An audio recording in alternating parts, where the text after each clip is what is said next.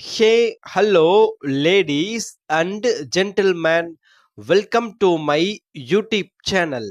My name is Ashok from India.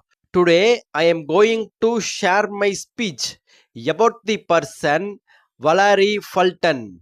She is one of the contestants of America's reputed reality television show Jeopardy.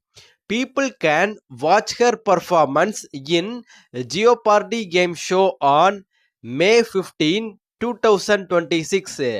She is living in Greenville, which is located in South Carolina. She is working as an attorney. She is working as an attorney for more than 6 years.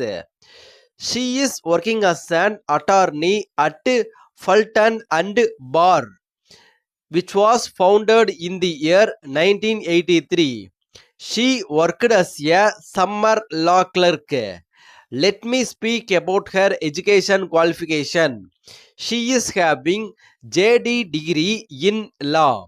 She is also having bachelor's degree in history.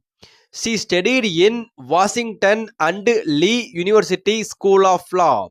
She studied in a college, famous college, known as Middlebury College.